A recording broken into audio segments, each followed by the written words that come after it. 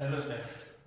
आज अपन अपना next topic पढ़ेंगे रिफाइनिंग ऑफ पेट्रोलियम। जैसे अपन ने अगले अपनी वीडियोस के अंदर अपने जो लास्ट प्रीवियस वीडियोस था ठीक है उसके अंदर अपन ने ड्रिलिंग ऑफ पेट्रोलियम देख लिया था। ठीक है, अपन वेल्स से जो भी ऑयल कैसे निकाला, ड्रिलिंग ऑफ ऑयल ठीक है फ्रॉम द वेल्स, अपन वेल से कैसे ऑयल प्राप्त कर रहे थे ठीक है उसके बारे में अपन ने स्टडी कर लिया। देन आज अपन पढ़ते हैं रिफाइनिंग ऑफ पेट्रोलियम के पेट्रोलियम जो भी प्रोडक्ट है जो अपन अर्थ से प्राप्त करते हैं ठीक है, अर्थ क्रस्ट से प्राप्त करते हैं अपन ने उसके अंदर ड्रिल होल करके कैसे प्राप्त किया हो ठीक है। तो उस रिफाइनरी में जो भी पेट्रोलियम प्रोडक्ट हमने को प्राप्त होते हैं, पेट्रोलियम प्रोडक्ट बहुत सारे होते हैं ठीक है, चाहे डीजल, पेट्रोल, प्रोफिन वैक्स हो ठीक है, इसके अलावा जैसे बिटुमिन हो, लुब्रिकेंट्स ऑयल हो, नेफ्थलीन, पेट्रोल, सारे ये सब क्या पेट्रोलियम प्रोडक्ट है। तो अपन इनको कैसे प्राप्त करते होंगे अर्थ से ठीक है। देखो जैसे कि हम जानते हैं कि जब पेट्रोलियम प्रोडक्ट जो हमें अर्थ से प्राप्त होता है ठीक है, एक्चुअली में प्योर पूरा प्योर नहीं होता जितना अपने को चाहिए। जैसे अपन पेट्रोल अगर जमीन से प्राप्त कर रहे हैं ठीक है, अर्थ से प्राप्त होता है, इट मींस दैट मींस ये नहीं है कि वो जो भी हमें फॉर्म के अंदर प्राप्त होगा वो एक्चुअली में पूरा डिस्टिलेशन किया हुआ होगा ठीक है, एकदम प्योर, एकदम टोटली प्योरीफाई होगा, एटलीस्ट ऐसा नहीं होता ठीक है। देन उससे पहले क्या होता है, हमें उनको पूरा अच्छे से प्योरीफाई करना होता है, उसको अच्छे से डिस्टिलेशन करना होता है। तो देन अपन उसकी बात करते हैं। देखो सबसे पहले तो रिफाइनिंग में पेट्रोल में प्राप्त होंगे तो वो जो जमीन से प्राप्त होगा वो क्या होगा, क्रूड ऑयल ठीक है, वो क्या होगा आपके क्रूड ऑयल होगा। अब जो क्रूड ऑयल होता है ठीक है, ये मिक्सर होता है। क्या होता है, मिक्सर होता है, इसके अंदर बहुत से ऐसे प्रोडक्ट होते हैं ठीक है, बहुत से ऐसे रॉ मटेरियल्स होते हैं जो इसके अंदर मिक्स होते हैं ठीक है। तो उन रॉ मटेरियल्स को पहले हमें अलग करना होता है। जैसे रॉ मटेरियल के एग्जांपल की अपन बात करें, इसके अंदर जैसे गैसेस होती है, बहुत सारी वैक्स होती है ठीक है, कुछ सॉलिड पार्टिकल्स होते हैं, अर्थ पार्टिकल्स होते हैं। तो उन सबको क्या अपने को एक क्या करना है, उनको अपने को सेपरेट करना होता है ठीक है। तो जो पेट्रोलियम प्रोडक्ट को जब अपन सेपरेट करेंगे इस प्रोसेस को ठीक है, तो इसका सेपरेटिंग जो प्रोसेस है अपन उसको हीट देकर अलग से सेपरेट करते हैं ठीक है। तो इसका जो प्रोसेस है हीट देकर जब अपन इसको सेपरेट कर रहे हैं, देखो मैंने एक छोटा सा फिगर बनाया उसके अंदर आप देख सकते हो। जैसे क्रूड ऑयल को मैंने इसको हीट देकर यहाँ पे अपन सेपरेट करेंगे ठीक है। तो हीट देने के इस प्रोसेस को अपन कहेंगे डिस्टिलेशन एक तरीके से ठीक है। तो ये इसका डिस्टिलेशन मतलब आसान कहलाएगा, ये हीट से ठीक है, हीट के बाद जो इससे वेपर बनेंगे उससे ये धीरे धीरे क्या होगा, सेपरेट होगा ठीक है। इसके अंदर जो इसका डिस्टिलेशन प्रोसेस होगा, समझ गए, तो इस प्रोसेस को अपन डिस्टिलेशन कहेंगे। देन इसकी अगर बात करें तो इसके अंदर क्या होगा, ये जो भी क्रूड ऑयल है ठीक है, ये सब होगा आपके वेपराइजेशन से सारा सेपरेट ठीक है। तो इसके अंदर जो सेपरेटिंग मेथड हो रहा है वो वेपराइजेशन से डिफरेंट होगा ठीक है। मतलब इसको क्या होगा, जो भी इसके अंदर जो प्रोसेस हो रहा है इसके अंदर जो प्योर पार्टिकल्स जो प्योर मटेरियल है ठीक है, उन सबको अपन अलग करेंगे ना, तो वो आपके होगा वेपराइजेशन से। तो देन इसके बाद क्या होता है, इसके अंदर क्या होता है, जैसे अपन इसको हीट दे रहे हैं ठीक है, तो हीट से वेपर बन रही है। अब जो वेपर होगी ना वो अलग अलग स्टेप में अलग अलग टेम्परेचर के अकॉर्डिंग जाएगी ठीक है। जैसे अपन ने इसको हीट दी ठीक है, तो इसको हीट देंगे तो यहाँ से जो वेपर आएगी ना तो उसका टेम्परेचर बहुत ज्यादा होगा, लेकिन धीरे धीरे जैसे ये ऊपर राइज करते जाएंगे ठीक है, तो इसका टेम्परेचर भी धीरे धीरे लो होता जाएगा ठीक है। थोड़ा डिफरेंस है जब अपन यहाँ से इसको हीट दे रहे हैं ओके, जब अपने यहाँ हीटर लगाया तो यहाँ पे जब इसको हीट देंगे ना तो यहाँ पर इसका टेम्परेचर हाई है, लेकिन जैसे जैसे वेपर राइज होते जाएंगे अपन क्या देखते हैं, जब अपने को वेपर राइज होते हैं ना अपन मोटरसाइकिल के अंदर भी देखते हैं ठीक है, जब वेपर राइज होते हैं तो वो बहुत गर्म होते हैं, लेकिन धीरे धीरे जाके ऊपर क्या होते हैं, कंडेंसर्स हो जाते हैं। कंडेंसर्स मतलब वहां पर उसका टेम्परेचर धीरे धीरे कम हो जाता है, वो बहुत ही ठंडी हो जाती है। तो सेम प्रोसेस इसके अंदर भी हो रहा है। जैसे अपन जब इसके बॉटम में देख रहे हैं तो बॉटम में इसका टेम्परेचर जो होगा बहुत ज्यादा हाई होगा, लेकिन एक्चुअली जैसे जैसे ये राइज करती जाएगी धीरे धीरे इसका टेम्परेचर लो होता जाएगा ठीक है। जैसे अपन यहाँ पे देख, जब यहाँ पे गैसेस बाहर आएगी तो ओनली उसका 20 डिग्री सेल्सियस टेम्परेचर होगा, लेकिन अपन इसे बॉटम में देख रहे हैं तो इसका जो टेम्परेचर 340 डिग्री सेल्सियस के इक्वल है ओके। देखो कितना डिफरेंस हो रहा है। तो इसकी अपन बात करेंगे, लेकिन अब इसका जो इस टेम्परेचर होगा ठीक है, इस टेम्परेचर अंदर इसका जो भी टेम्परेचर इसका वेपर बन रही है उसके अंदर बहुत सारे हाइड्रोकार्बन्स भी होंगे ओके। देन ये जो इसके अंदर क्या होगा, साथ साथ में लिक्विड सेपरेट भी होगा ठीक है, क्योंकि इसके अंदर जो क्रूड ऑयल होगा एक्चुअल में लिक्विड ही है ठीक है। सपने को क्या मिल रहा है, लिक्विड तो प्राप्त हो रहा है। जो क्रूड ऑयल अपन जमीन से बाहर निकाल रहा है वो एक्चुअली में क्या पेट्रोलियम प्रोडक्ट क्या लिक्विड है ठीक है। तो अपन लिक्विड को उसको सेपरेट करना है, उसको अच्छे से प्योर करना है। तो इस लिक्विड को सेपरेट करने का जो प्रोसेस है वो आपके फ्रैक्शन कहलाता है ठीक है।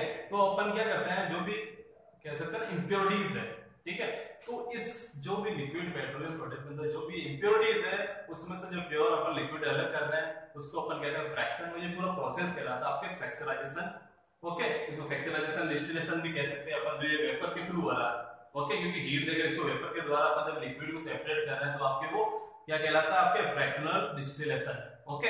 इस प्रोसेस को अपन फ्रैक्शनल डिस्टिलेशन कहेंगे और इसमें से लिक्विड को अलग करना वो फ्रैक्शन कहलाएगा ओनली ओके। तो आप समझ गए होंगे इस प्रोसेस को अपन क्या बोलेंगे, फ्रैक्शनल डिस्टिलेशन ओके, अब देखो इस प्रोसेस के अंदर क्या हो रहा है एक्चुअली, इसके अंदर जैसे जैसे अपन क्या कर रहे हैं इसको, और ये सारा जो प्रोसेस होगा वो केमिकल प्रोसेस होगा।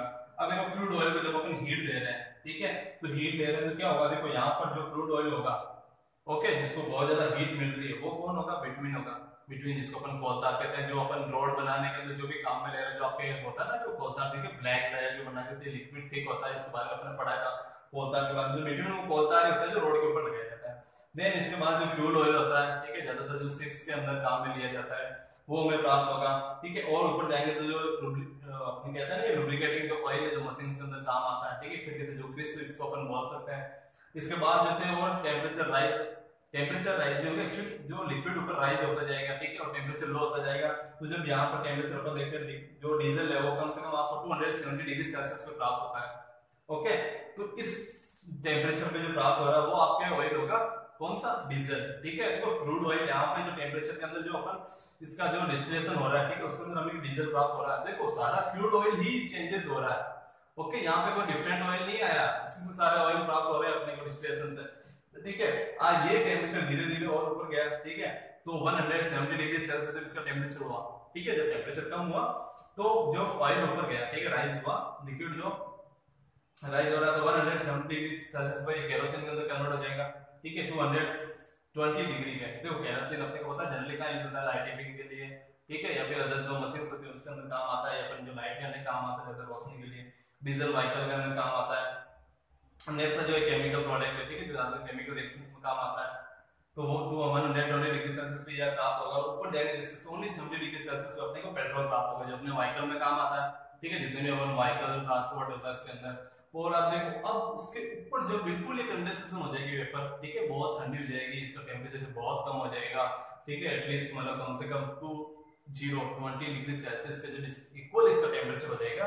देन इसके अंदर से क्या निकलेगी, जो गैसेस निकलेगा, जो गैसेस क्या होती हैं, जो भी आपको एलपीजी, ठीक है, या फिर जो सीएनजी गैस प्राप्त होती है ना, वो यहीं से निकलती है आपकी, ओके, कहां से, जो क्रूड ऑयल का जब डिस्टिलेशन हो रहा है उसी के दौरान यहाँ पे आपकी जो नेचुरल जो गैसेस होती हैं, कौन सी, सीएनजी और एलपीजी, वो इसी के दौरान निकलती है, ओके, ओनली काम 20 डिग्री सेल्सियस टेम्परेचर ऊपर। तो इस तरीके से आप देख सकते हैं जो रिफाइनिंग होती है पेट्रोलियम की, ठीक है, वो इस तरीके से वर्क करती है, इस तरीके से अपने को क्रूड ऑयल से जितने भी पेट्रोलियम प्रोडक्ट है वो हमें प्राप्त करते हैं, ओके। तो इसके अलावा जैसे भी प्रोडक्ट जो रेजिडुअल होता है, ठीक है, रेजिडुअल मतलब जो उसको अपन जो बाकी जो प्योर प्रोडक्ट प्राप्त करने के बाद, ठीक है, जैसे अपन ने पेट्रोल प्राप्त कर लिया, पेट्रोल प्राप्त करने के बाद क्या होगा, जो अनवांटेड जो भी मटेरियल होगा, ठीक है, जो ज्यादा अपने यूज नहीं आता, जो वेस्टेज होता है, इसको अपन रेजिडुअल प्रोडक्ट कहते हैं।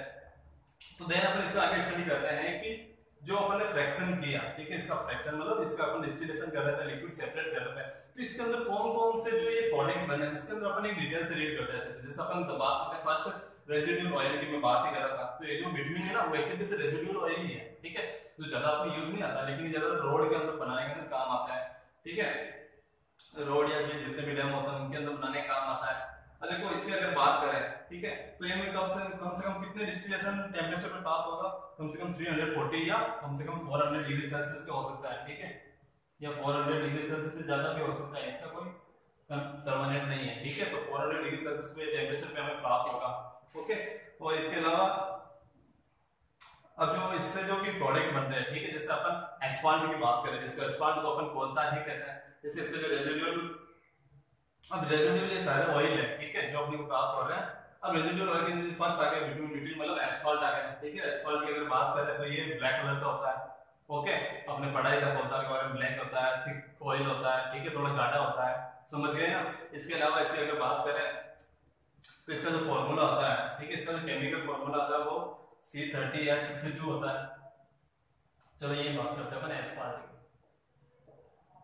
एस्फाल्ट का जो फॉर्मूला होता है वो C30H62 होता है, समझ गए, ये इसका केमिकल फॉर्मूला होता है, जो कम से कम जैसे पेट्रोल राइज होता है, जैसे टेम्परेचर राइज होता जाता है, तो इसका थोड़ा केमिकल फॉर्मूला, इसके अंदर जो कार्बनाइजेशन जो हो रहा है, इट मींस इसके अंदर जो हाइड्रोकार्बन है, ठीक है, वो भी बढ़ जाता है। इसका हाइड्रोकार्बन अगर बात करें तो कम से कम ये C60 से लेके H122 तक हो जाता है, ठीक है। और देन इसके अलावा ये क्या होता है, non violent in nature, nature के अंदर नॉन वायलेंट होता है, ठीक है, अपने ज्यादा हार्मफुल नहीं होता है, एक्चुअली इसको अपन रोड बनाने के अंदर काम में लेते हैं, ठीक है। देन अगर इसकी बात करें जो अपने को ग्राफीन जो वैक्स प्राप्त होगी, ठीक है, इसके दौरान जब वेस्टेज की अपन बात करें रेजिडुअल ऑयल के अंदर ग्राफीन वैक्स भी प्राप्त होगी। अब वो वैक्स की अगर बात करें देन अपन इसके पहले यूजेस की बात कर लें तो जो एस्फाल्ट है, फर्स्ट जो रेजिडुअल प्रोडक्ट अपने को प्राप्त हो रहा है एस्फाल्ट, ठीक है। इसके अगर यूजेस की बात करें तो अपने को डैम प्रूफिंग के अंदर जो फाउंडेशन जो होता है, ठीक है, जो डैम बनाया है उसके प्रूफिंग के लिए, उसके फाउंडेशन उसके नींव के लिए काम आता है, ओके। देन इसके अलावा जो रोड होती है, रोड मैंने बताया दिया आपको, ठीक है, रोड बनाने के अंदर ये काम आता है आपके। इसके अलावा जैसे अपन देखते हैं, इसके अलावा जो कोटिंग होता है अपने इलेक्ट्रिक पोल होते हैं, ठीक है, इलेक्ट्रिक पोल की जो कोटिंग होती है सबसे नीचे जो उसका कवर गार्ड होता है उसको करने के लिए भी ये काम आता है, ओके। इसके अलावा रस्टिंग प्रिवेंशन में भी काम आता है ताकि उस पर जंग नहीं लगे, ठीक है, उस चीज के ऊपर भी इसको कवर कर सकते हैं। जैसे आप कई बार देखते हैं जैसे कुछ ऐसे आयरन मटेरियल्स जो बने हुए प्रोडक्ट होते हैं, ठीक है, जो भी इंस्ट्रूमेंट होते हैं, ठीक है, जो आयरन लोहे से बने होगा उसके ऊपर इसका अपन एस्फाल्ट का अगर कवर करते हैं, ठीक है, तो उससे क्या होगा, इसके ऊपर रस्ट नहीं आएगा इजीली, ठीक है, उसके ऊपर जो वाटर अगर अपन लग रहा है, ठीक है, तो उसका कोई इफेक्ट नहीं होगा इतना अगर इसका अपन यूज करते हैं।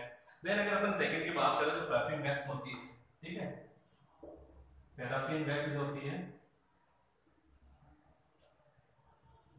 पैराफिन वैक्स, ओके, ये आपका सेकंड जो रेसिडुअल प्रोडक्ट होगा, ठीक है, ऑयल है, वो आपके पैराफिन वैक्स। देखो पैराफिन वैक्स की अगर बात करें तो ये व्हाइट कलर की होती है, सेमी सॉलिड होती है, मतलब ज्यादा हार्ड नहीं होती, ठीक है, कठोर होती है लेकिन थोड़ा कम होती है, ओके। अब कठोर जिसको अपन बोलते हैं, इसका जो बॉइलिंग पॉइंट होता है वो भी कम से कम 400 डिग्री समथिंग होता है, ओके। इसका जो बॉइलिंग पॉइंट होता है इसको पूरा इसको मेल्ट करने का जो होता है, ठीक है, वो 400 डिग्री सेल्सियस समथिंग होता है। और इसके अंदर बहुत से हाइड्रोकार्बन के मॉलिक्यूल मिक्स होते हैं, ओके। इसके अंदर भी कार्बन और हाइड्रोजन होते हैं, दोनों प्रोडक्ट दोनों एटम पाए जाते हैं, इसमें दोनों का ही मिक्सचर होता है। तो ऐसे केमिकल फॉर्मूले की बात करें, ठीक है, तो इसका अगर केमिकल फॉर्मूला जो अपन हाइड्रोकार्बन की जो बात करें उसके बेस वगैरह से केमिकल फॉर्मूले की बात करें तो इसका केमिकल फॉर्मूला होता है आपके C20H42, ठीक है। ये इसका केमिकल फॉर्मूला पैराफिन वैक्स का जो टेम्परेचर के साथ साथ अगर राइज होता जाता है तो कम से कम C30 से लेके H62 तक हो जाता है, ओके। मतलब कार्बन के उसके अंदर कितने 30 मॉलिक्यूल आ जाएंगे और साथ में H के आ जाएंगे आपके 60, ओके। अब इसका यूजेस की बात करें तो ये आपके कैंडल बनाने के अंदर वैक्स का काम आती है, पैराफिन वैक्स, जो कैंडल बनाते हैं अपन मोमबत्ती, उसके अंदर काम आती है, ठीक है। जो पैराफिन वैक्स है वो एक तरीके से जो ग्रीस होता है ना जो अपन मशीनों में देते हैं ज्यादातर, ठीक है, वहां पर इसका यूज आता है। इसके अलावा वैसलीन होती है, ठीक है, वैसलीन जो अपन बॉडी लोशन में एक तरीके से काम में लेते हैं, ठीक है, उसके अंदर भी वैसलीन जो बनती है वो भी पैराफिन वैक्स से ही बनती है, ओके, वहां पर इसका यूज आता है। इसके अलावा जो जितने भी कॉस्मेटिक्स चीजें बनती है, ठीक है, जो अपन मार्केट से खरीदते हैं कॉस्मेटिक थिंग्स, वो भी इसी से बनी हुई होती है। इसके अलावा जो वैक्स पेपर होता है, मैचिंग स्टिक होते हैं, वो ऑलमोस्ट सब आपके पैराफिन वैक्स से ही बनती है। देन अपन थर्ड नंबर बात करते हैं लुब्रिकेट जो ऑयल होता है, ठीक है, जो अपन ये बात कर रहे हैं लुब्रिकेटिंग ऑयल, देखो ये आया इधर आपकी लुब्रिकेटिंग ऑयल।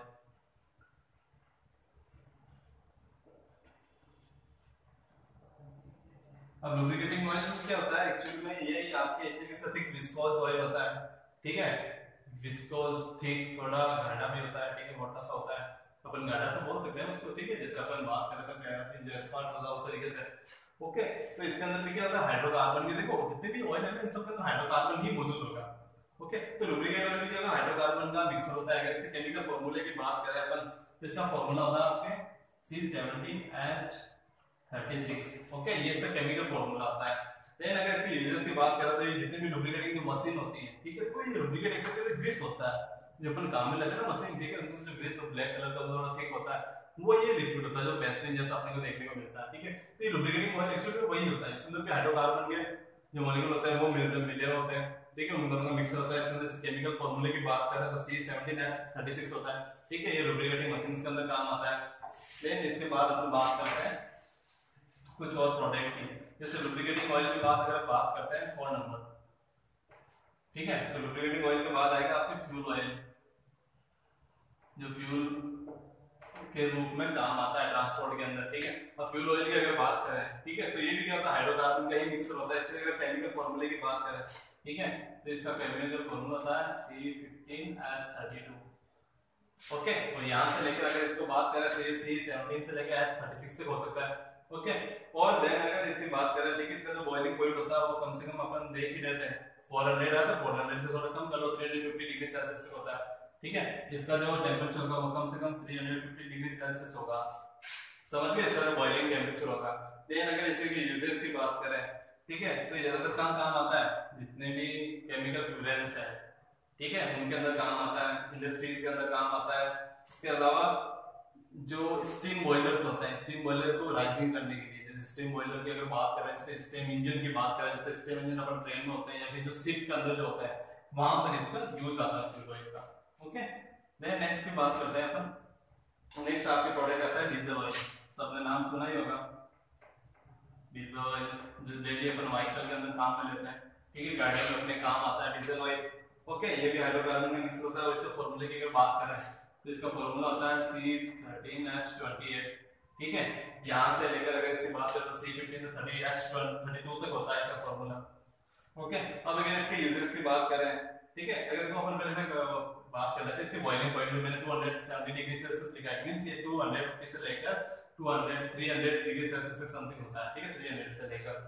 और इसके अगर यूजेस की बात करें तो अपन जानते हैं ज्यादातर इसका यूजेस जैसे अपन ट्रांसपोर्ट के अंदर तो होता है, इसके अलावा इलेक्ट्रिसिटी जनरेट होता है वहां पर, ठीक है। जैसे अपन जनरेटर की बात करते हैं, ठीक है, जनरेटर के अंदर डीजल का ही यूज होता है, ठीक है। ट्रैक्टर जो होता है, ठीक है, सब और भी बहुत सारा व्हीकल्स होता है। इसके अलावा जो लिफ्ट होती है, उस लिफ्ट के अंदर किसका यूज होता है। ओके, अब देन इसके बाद आता है केरोसिन। केरोसिन आया और इसके अंदर आपके देखो, अब जो केरोसिन ऑयल होता है, ओके, अगर केरोसिन की बात करें अपन तो देखो ये इसके अंदर में हाइड्रोकार्बन मौजूद होता है, ठीक है। इसके अलावा इसका जो बॉइलिंग पॉइंट होता है मैंने यहाँ लिखा आपके 170 डिग्री, ठीक है। तो 170 डिग्री सेल्सियस से लेकर 250 डिग्री सेल्सियस के बीच का इसका टेम्परेचर होता है। और अगर इसे केमिकल फॉर्मूले की बात करें तो इसका केमिकल फॉर्मूला होता है C12H26। ओके, ये केरोसिन का आपके केमिकल फॉर्मूला होता है।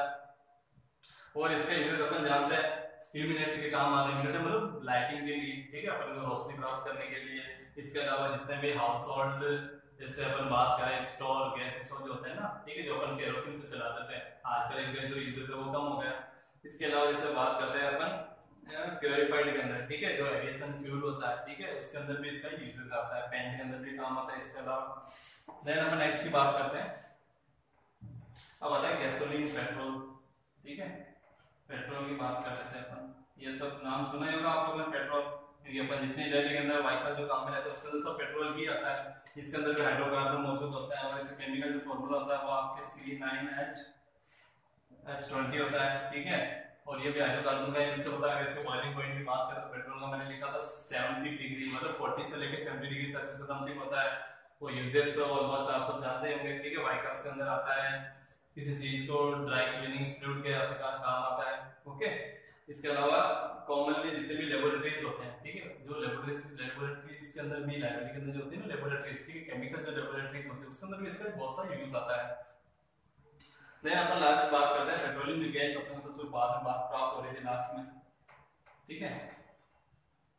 जो लास्ट प्रोडक्ट था वो आपके था रिफाइनिंग के अंदर पेट्रोलियम गैस, ठीक है। इसके अंदर भी बहुत से कौन हाइड्रोकार्बन्स मौजूद होते हैं, उनका मिक्सअप पाया जाता है। जैसे अगर केमिकल फॉर्मूले की बात करें, ठीक है, तो इसका केमिकल फॉर्मूला आता है C4H10, ठीक है। और अगर अपन यूजेस की बात करें, जैसे इससे जो भी पॉलीमराइजेशन के अंदर जो भी काम आ रहा है, ठीक है, इसका जो प्रोसेस होता है, ठीक है, कौन सा manufacturing petrol by the process, जब इस प्रोसेस को अपन पॉलीमराइजेशन कहते हैं, जब इसको पेट्रोल अपने प्राप्त हो ना, इससे पॉलीमराइजेशन कहते हैं, ठीक है। तो petroleum gas is liquefied under the pressure and mark in the steel cylinder. अब देखो जो भी इससे गैसेस जो बाहर आ रही है वो एक बाहर इसके अंदर एक सिलेंडर लगा था बहुत सा बड़ा, ठीक है, स्टील का, उसके अंदर ये सारी गैसेस इकट्ठी होती जाती है, समझ गए ना। और इसके अंदर क्या होता है, उन गैसों को एक गैसेस कन्वर्ट होती है, ठीक है, जो गैसेस हमें प्राप्त हो रही है वो एलपीजी गैस होती है, मतलब लिक्विफाइड पेट्रोलियम गैस, ठीक है, जो अपन घरों के अंदर जो काम में लेते हैं, ठीक है। इसके अलावा इसका जो यूज होता है अपन घरों के अंदर जानते हैं, एलपीजी का गैस का यूज अपने घरों के अंदर जो गैस सिलेंडर आता है उसके अंदर इसका काम आता है। ओके, इसके अंदर भी हाइड्रोकार्बन मौजूद होते हैं। इसके अलावा इसका यूज इंडस्ट्रीज के अंदर भी काम आता है, बहुत से इंडस्ट्रीज के अंदर, ठीक है, इस चीज को बर्न करने के लिए। Okay, hydrogen is used to manufacturing of the nitrogen fertilization, ठीक है। तो ये आपके जो भी रेजिडुअल जो ऑयल है, ठीक है, उन सब के बारे में। देन इसके बाद आएगा आपके नेचुरल गैसेस। नेचुरल गैसेस जो अपन ने पढ़ी थी, ठीक है। अब देखो जो नेचुरल गैस प्राप्त हो रही है वो एक सेम प्रोसेस है। देखो अपन ने कोल का पढ़ लिया, ठीक है, कोल पेट्रोलियम प्रोडक्ट, ठीक है। देन आता है नेचुरल गैस को प्राप्त करने का तरीका सबका एक ही डिफरेंट, सब हमें डिफरेंट एक्चुअली सेम होता है, सब हमें जमीन से प्राप्त होती है, ठीक है, रिफाइनरी से प्राप्त होती है। तो सेम ऐसे होगा, गैसेस कहां से प्राप्त हो रही है, देखो इस सारे प्रोसेस के बाद रिफाइनिंग पेट्रोलियम के बाद में गैसेस प्राप्त होगी ना, तो इस गैसेस को अपन और किस मेथड से प्राप्त करते हैं, एक्चुअली मेथड जो होगा लगभग ऑलमोस्ट सेम होगा जमीन से प्राप्त करने के, ठीक है। तो नेचुरल जो गैसेस है उसका टॉपिक अपन नेक्स्ट क्लास में पढ़ेंगे, ठीक है, अपने लिए बेटर रहेगा। तो आज अपन ध्यान रखना अपनी जो रिफाइनरी गैसेस है, ठीक है, जो रिफाइनरी गैसेस जो रिफाइनरी पेट्रोलियम है वो प्रोडक्ट अपने पढ़ लिए, कम से कम 8 प्रोडक्ट है। कौन सा? एस्पार, paraffin wax, lubricate oil, fuel oil, diesel, kerosene, petroleum gas, ठीक है। अभी वो कितने टेम्परेचर पे अपन ने पढ़ लिया, ठीक है, डायरेक्ट अर्थ करंट से होता है और इसका जो प्रोसेस होता है उसको फ्रैक्शनलाइजेशन, वो क्या कहते हैं अपन, फ्रैक्शनलाइजेशन, डिस्टिलेशन, ठीक है, और लिक्विड को सेपरेट करना, क्रूड ऑयल से लिक्विड को सेपरेट करना, वहां पे कहलाता है फ्रैक्शन। ओके, तो आपको बस जनरल से कुछ 3-4 बातें आपको ध्यान रखनी है इस टॉपिक के अंदर। ओके, बाकी जो नेचुरल गैसेस कैसे अपने को प्राप्त होती है वो अपन नेक्स्ट वीडियो के अंदर स्टडी करेंगे। ओके।